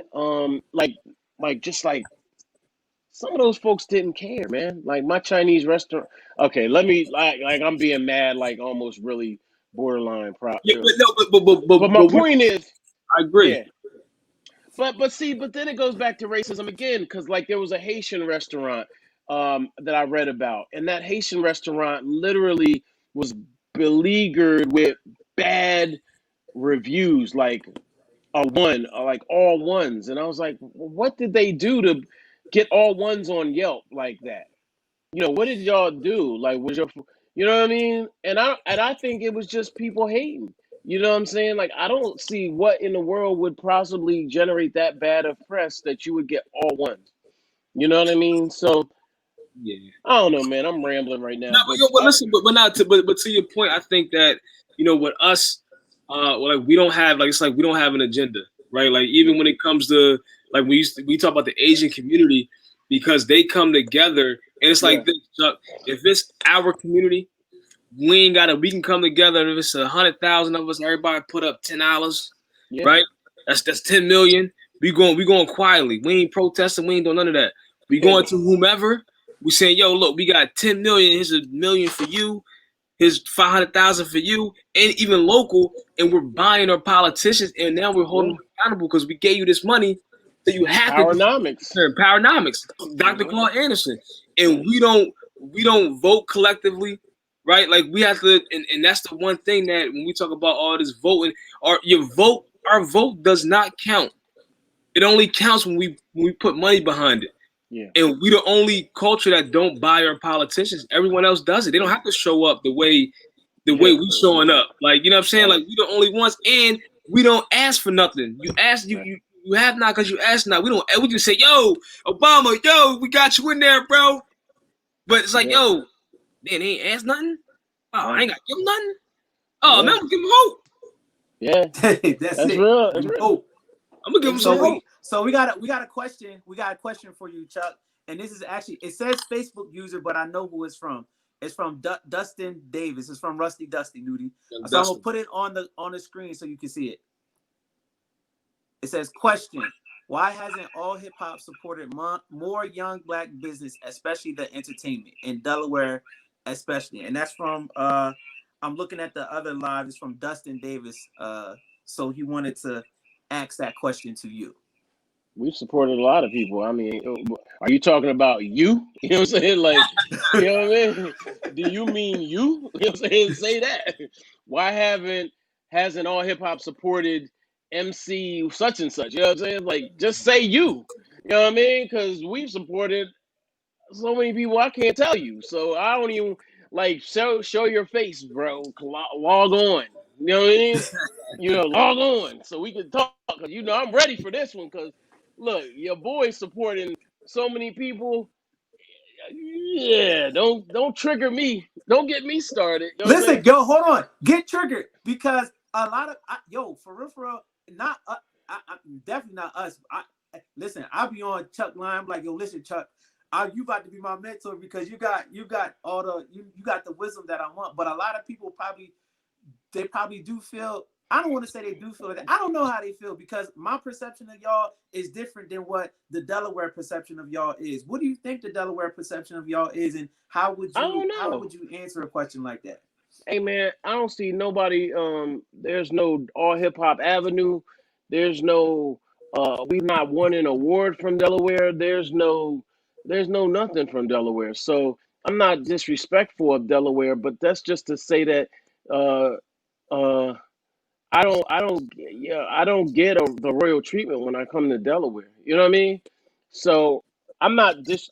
I don't even want the royal treatment. You know what I'm saying? I mean, I've helped so many people from Delaware. Greg's helped more than me. Like I haven't lived in Delaware for 20 years, and that's not to say I don't come back. That's just to say that it's hard for me to catch the pulse, but I mean, I know for sure that we've helped half of our. I mean, our whole team was like Delaware at one point. You know what I'm saying? So when someone asks that question, that's a general question. You have to be specific. Are you a rapper? Are you a business? Like, what is your business? Like, what is that we haven't supported, and then we can be more uh, honest about it. But the point is there have been rappers that have been on All Hip Hop. There have been writers that have come through our halls and gone on to do great things, and I've mentored some of those people personally. So we are good with regard to our support of other people. Now, are other people good with supporting us? Now that's a different question. What have you done to support us? Because from where I come from, I brought stuff to the table whenever I walked in the room or whenever I came into an organization. I never came forward with it to anybody with my hand just stuck out asking for something. Right. I came to the table thorough every time. So I don't know. I can't speak for that person, but I know for a fact that when I came to the table, I brought a bag of talent, a bag of things that I brought, and then in turn, they helped me too. You know what I mean? So it was a give and a take. Now, if you just want somebody to give you, that's we off that. I'm gonna keep it real with you. We 100% off that because people have stepped on our back and just gone to whatever opportunity that they can get to, and they don't even look back. They don't even put you in your bio. You know what I mean? Like you don't even show up in their bio knowing that you made them. So I don't y'all about to get me started, right? Because we have helped so many people in our lifetimes, and we haven't gotten the benefit, which you're not really looking for the benefit. Right. But when someone asks that type of question, you get offended. You know what I mean? So it's all good, but everybody ain't gonna help. Like it's impossible to help everybody. There's nothing left of you. You know what I'm saying? I got things to get done too. I got books to write. I got movies to make. I got series. You know what I mean? I got all these things to do. But at the end of the day, most people are selfish. Most people just want something. Most people don't even want to and that's why I always give Diddy respect, a certain amount of respect, even though he got some issues. But with Andre Harrell specifically, he always made sure Andre Harrell was good. You know what I'm saying? Jay has always made sure Memphis Bleak was good. Always. And Tata and those guys. Lenny S. So so that's that, man. We give back too much, bro. I mean, it's sick. It's sickening how much we give back. It's It's disgusting. that whole humble don't get no respect thing, right? Yeah, it's disgusting. Now, Yeah, I kind go of feel ahead. the same. I actually not kinda. I feel the same way when it comes to how me and Nudie move out here, right? Like in terms of like we give, and even to the point where it's like kind of like when we fucking around with like these state entities or these corporations here in Delaware, like y'all know who to come to when y'all want to get tapped into the streets. Y'all come to Nudie and Malcolm, and y'all think y'all gonna come to us without that check. No, Right. no, Yeah. because now we know how strong of an influence we have in these streets now, and all these companies out here, and same thing with you and Greg, like all these y'all coming to us and trying to tap in with us because y'all know the influence we got, but y'all can't come without that bag no more. We smarten up, open the market up. You know what I mean? You gotta pay to play. But I think more importantly, what happens is, and like what happened is people would, say for example, we might help. It could be a small company or a big company, whoever. We might do it like, yo, you know what, man? They ain't really got the money, Mount. Let's go ahead and do it. And they make all this money and go through the roof. And they don't even reach back, like, yo, man, I appreciate what y'all did, man. Thank you. He go, look, man, I made some bread. He go a little couple hours. Yeah. Right. You know what I'm saying? And not at times we do it from the kindness of our heart, but it's like, like fuck people that. they Fuck that. No, they I take. don't want to do that no Well, more. no, I'm saying like prior to, and that like at the end of the day, like we just we gotta we gotta double down, man. Like we all betting on ourselves, man. So we gotta be putting the house on it. So they gotta pay to play, man. That's part of the game. Yeah, man. But So if everybody help everybody, then as long as you get a benefit and I get a benefit, then we cool. You know what I'm saying? Exchange ain't no robbery. Absolutely, I Right. agree. Yeah. I agree. So But let's hey, so just we didn't really get it. We didn't really get a chance to cover something that I'm like low key passionate about, and I know that you are too. I am an avid anime watcher. I am an Yeah. avid anime watcher. Mm-hmm. Every single type of anime or video game that you could put in front of me, I probably Mm-hmm. will know something about it, right? So you are huge in the comics. Where did that come from? Like how? Where did that come from? I don't know, man. I just always loved superheroes since I was real little. You know, when I was little, I started out, as a DC head, and then when I got to the Incredible Hulk, I kind of switched over to Marvel. The Incredible Hulk was like my favorite superhero. I think on a deeper level, man. For me personally, I'm a natural introvert. I was extremely shy as a kid.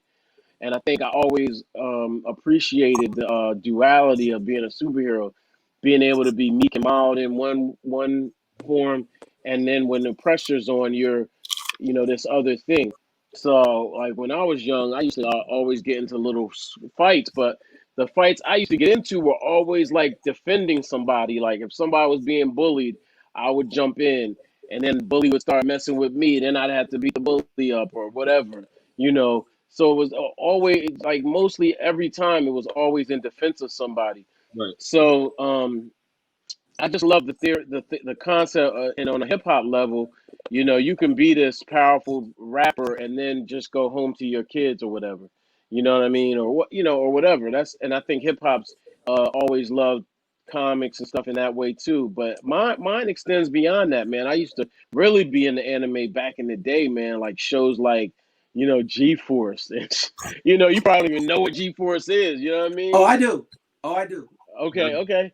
Yeah, G-Force, Voltron, Battle of the Planets, like all those joints, man. I I used don't to I even used know to if that's really like anime. That's like Americanized anime. Oh, yeah, yeah, yeah, yeah. No, no doubt. No doubt. Yeah, yeah, you're right. I mean, you're absolutely right. But that's the earliest forms that we got, you know what I mean? So Godzilla, I can go back to, Godzilla and all that.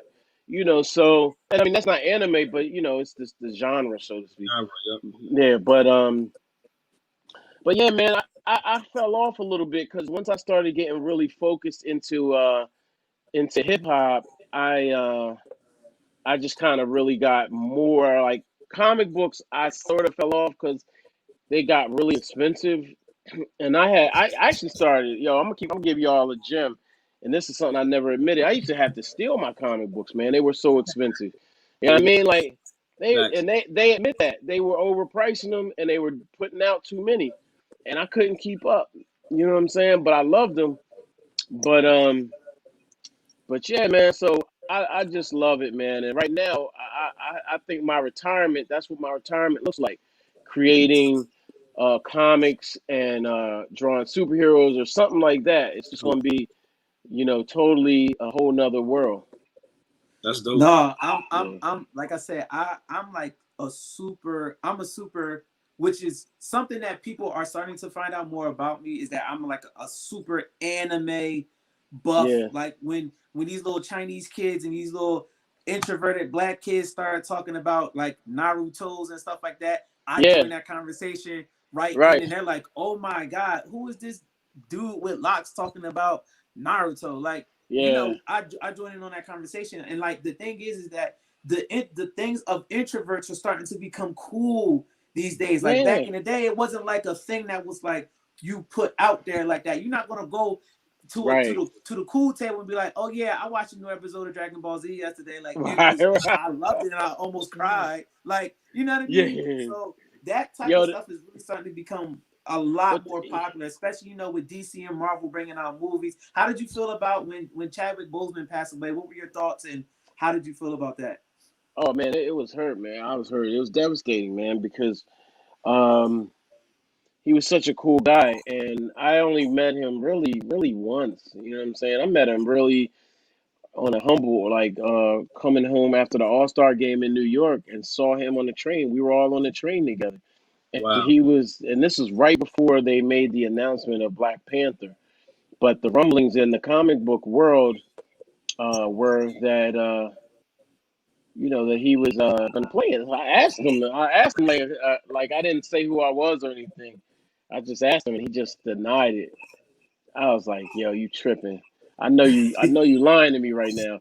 But it hurt, man, because not only that was like not the first black superhero. I mean, he actually is the first black superhero, but meaning like Luke Cage and some others came Blade came before him in the movie world. But he represented very well, and I wish you know part of me wishes he had said something so that maybe he could have known to slow down, could have gotten some different type of care. I'm pretty sure he thought he could beat it, and it's terrible, man. And it wasn't just Black Panther; it was everything. He really played so many different seminal roles and key characters that brought our heroes to life, and that's kind of where his and he became an icon through that role. And I actually feel I don't even know really. I don't really people when I think about the undertones of Black Panther, right? When you talking about and even going back to the comics, right? Because the comics of Black Panther, like they gave you the movie, but the comic books are give you so much more information when it comes to Black Panther, right? And the two different dynamics, and I want people to really take this away. Like Killmonger wasn't a bad guy. He just went about doing something good, not in the way that we might not, necessarily respect. And I think that's how just Black culture is, right? You know what I mean? In totality, as I say to Nudie all the time, in totality, right? So how do you feel about those dynamics between, a Black Panther and the Killmonger? How do you see that type of stuff play out in the culture, now in Black culture nowadays? Yeah, I mean, I think a lot of people agree with Killmonger. They wanted to help the world, and he wanted to use it to empower, Black people all over the globe. He wanted to empower people. I mean, I guess he wanted to take over, but in a way, you're like, well, look where we are. Why wouldn't you? You know what I mean? Like maybe not violently or whatever, but just to say that to even the playing field, why wouldn't you? So a lot. I used to see all types of merch and stuff that said Killmonger was right. Mhm. And I never bought it because I was just like, yeah, that's just a little bit That's much. But they had to make him a little bit. They had to make him bad, like shooting I feel. his girlfriend, holding up Big Mama, by the throat, Yep. stuff like that. Like, okay, you're a bad guy. All right, so that's that. But if you take that stuff out, Yep. he's pretty much he's like Malcolm or something. But yo, listen, yo, exactly. Like that's how I thought about it. We take all that negative stuff out. Yeah, Like he's trying to. It's for our people. Like we doing yeah, it for us. pretty much.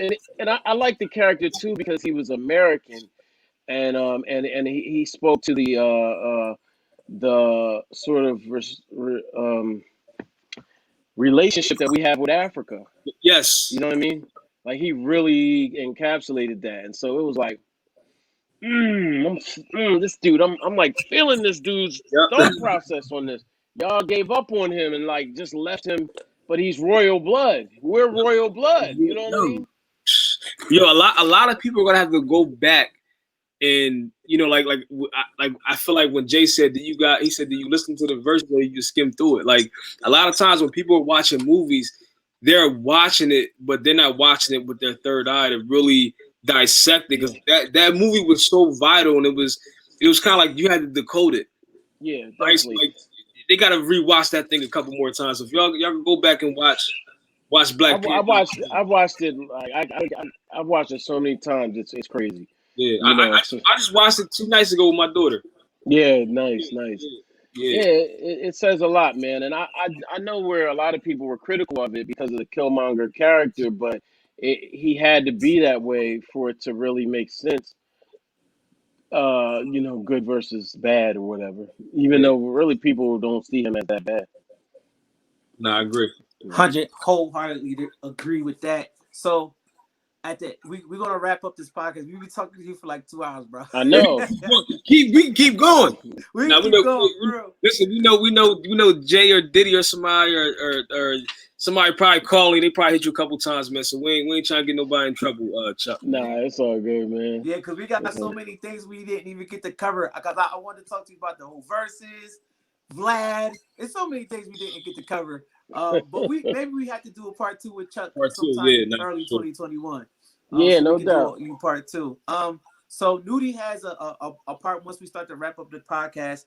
We like to ask our guests what they reading, and then Nudie has his book recommendation. So Chuck, what books are you reading? What books are you reading right now? What do you suggest that the people should read in order to expand their mind right now? That's a good question. I got books all over the place. Which one am I reading right now? That's a hard question, fellas. Let me look around and see what I got here before I start talking.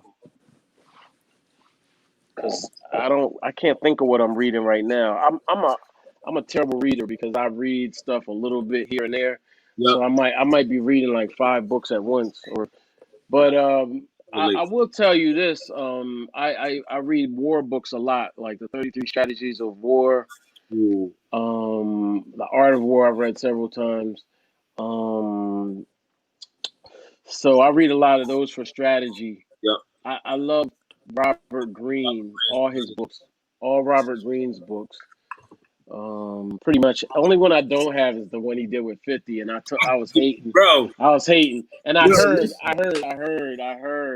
I gotta get it. I was hating. That's one of my favorite ones, Chuck. I heard. Woo. That's the only one I don't have, and I'm like, oh man, it's really that good. I was like, oh man, I ain't gonna front. I ain't think it was gonna be that good, but I didn't know what to expect. I'm not gonna lie, but when I got it, I'm just like, yo, like, cause it's deep. Like that was exceptionally written, like, well, because I didn't expect it to be that good. Yeah, it was. Man, I'm gonna have to get it now, man. I'm gonna get it tonight. But the crazy thing is, I buy all these books, man, and I don't know what to do with them, bro. Like I'm telling y'all, I got every book. I got books coming out my ears, bro. Like seriously, I got them. I mean, this book came out like 20 years ago, man. Oh shoot! Looks big on the cover. Yeah, that's a book Bod published. My man Cheo Coker, he's the author. He's the guy that wrote the big book too. I mean movie rather. He's deep in the comic game too. He created the Luke Cage series for Marvel. Yeah. Ooh, that's dope. But I mean the point is, man, I always wanted a library. I got into so many things just because my parents had a small library. So that's that. But I'm open to recommend the most recent book I bought was oh my God, I cannot think of that book right now because I haven't cracked it. I have to get back to you on that one. Okay. Yeah. No, that's good, man. I think reading is, you can never stop learning, and reading is always that's my go-to, man. But I think for this conversation, I was telling Malcolm, man, I got a ton of books, man. I'm like, yo, what for this episode? What book can I tell people about or kind of recommend? And we talked about Steve Stout, and Steve Stout is a guru, man. Like I like everything that Steve Stout does, man. Like I've been watching Steve Stout since when he had the whole situation with Nas and Diddy, with that whole thing on the cross and that what was that, 98? Was it something like that? Might have been before that. Hate Me Now, right? It was like 97, 98, maybe, because Nas took a break. Nas let Jay. Nas was my guy. 96. He let Jay come out, and Jay took over. But that's another story. So Tannin of America this is a great book, man. We talk about how influential hip hop is. Hip hop created a culture that rewrote the rules of the new economy, even in terms of with product placement, with from the time that Snoop had on that Tommy Hill figure on Saturday Night Live in 1994, like, Yeah. and the world went crazy, man. Like, we have always influenced, when it comes to fashion, cars, everything. We did it early on, but I think Yeah. that when Jay, when they came about with Iceberg, they said, "Yo, you gonna give me a check? Yeah. We need to get paid." And they was like, "Nah," and they came out with their own Rockefeller, Yeah. with the clothing brand. So I think that, like, we now know, like, even early as back then, we now know, like, either give us some equity, like how we talked about before, because we know the influence. Like, well, I'm not gonna wear your shirt, and the same thing with Jim Jones was talking about with Supreme, like. Yeah. Supreme made me really get popped until they start rocking it. And that shit exploded, but they didn't have any equity in it. So I feel like, that paradigm shift. We know that we have the power, and we gotta really, like, this book is a really good book for. It has a lot of, like, different stories from, like, Run DMC with Adidas, and Okay. the kind of to get us thinking about, like, yo, we have to own the narrative. Especially, we got to know our worth. And, Yeah. and this book is. I haven't read that book. Do you talk about LL Cool J and the Gap commercial with the FUBU hat? With the FUBU hat, I'm not sure. I don't think so. But that was slick. What LL did. That was. Man, listen, that put FUBU on the map right there. Yeah. Jay Alexander was talking about that on Clubhouse recently. Yeah. Oh man, yo, that was like. But that we are so innovative like that. Like, think about, like, Gap they didn't even peep. They didn't even know. I know. They didn't even know that. They didn't even know that had happened until 3 weeks after the commercial had aired, and it was already done. Crazy. They didn't even know. They didn't even know. That's nuts. That's crazy. Man. Nuts. Yeah, man. Nuts. But that I'm gonna have to scoop that book. I actually didn't get the book, but I listened to him talk about it. He did a talk back at the Apple store when it came out. Yeah. And we got a kind of a cool Steve Stout story too. He wanted to buy into AllHipHop, and he had a concept that he wanted to do.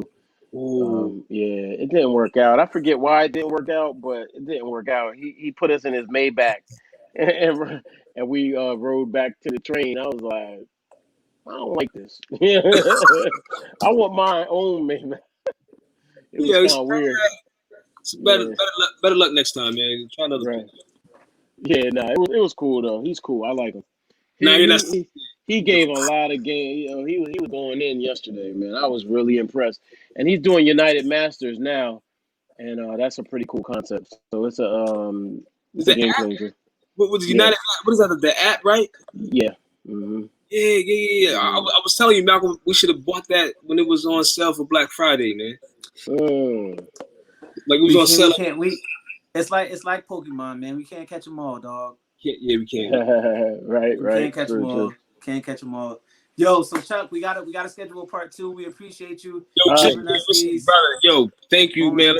Thank you. Thanks for having me. And listen, man, like, all your, I wish you guys, nothing but continued success, man. You guys, like I said again, man, we put y'all like y'all are beyond celebrity status, man. Like, the things that you guys are doing, man, especially that y'all from the hometown, man. Like I said, every time I see Greg, man, I'm just like, yo, bro, like, man, we appreciate what y'all doing, man, especially for the hometown, and y'all repping, man, and before we leave, is there anything that you would want anyone to know about, like, what you guys have coming up, like what can we look forward to, and what should they follow you guys or find you guys at online? Well, first of all, I'm gonna save a big announcement for part 2. But we did just relaunch the website, and so the site relaunched about a month or so ago, maybe a little more. We got a few of the bugs out, so the new site is working very well. We're gonna continue to refine it, and then we're gonna have a really major announcement early next year or sometime next year, and we're going to really do a game changer, man. Like, if everybody's doing this, we're gonna do that. Right. And right now, I did overlook a few things like podcasting, but I wasn't like passionate about it. But now there's something that we're doing now that I'm extremely excited about. So yeah, man, stay tuned for that. You can find me at Chuck Creekmur on all socials. All hip hop is AllHipHop on all socials. And last but not least, man, shout out to Delaware, man. We really put on for our state, Facts. and we really are. It wasn't always the case, man, but moving from moving from Delaware straight to Brooklyn, New York, Flatbush, it wasn't like you know and being representative of Delaware was not like the coolest thing to do, so to speak, man. But being able to go into the mecca of hip hop and changing the course of the game is something that I don't think anybody from Delaware has ever done. You know what I mean? And that's something that we're extremely proud of, to be able to have the respect of our peers, which is why I think a lot of the New Yorkers didn't like me. I'll never forget this dude giving me the middle finger out of nowhere.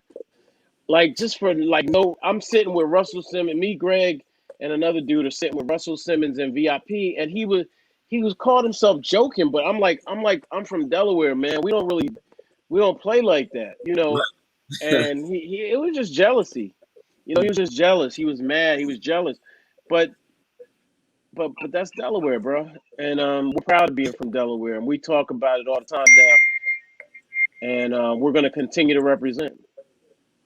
Yo, man, we appreciate it. And if there's anything that we can do on the ground, home team, listen, man, we would love, man. Listen, we like young wolves out here, man. Whatever y'all need, hometown, home team, man. We got y'all covered, man. Anything that let's work. We love it. Let's work. Look, man, let's work, because I think there's so much to be done in Delaware, and with so much light being on the state now, we got it's fertile ground. It's fertile ground. Yeah, we ain't even really get to go in about our group, the actual group that we're streaming in right now. We're actually building a crazy marketplace for the group that we're. You definitely got to talk to y'all about that too. Yeah, for sure. yeah. Okay. I think we talked to Greg about it a little bit, and we talked to Greg about the gaming stuff too.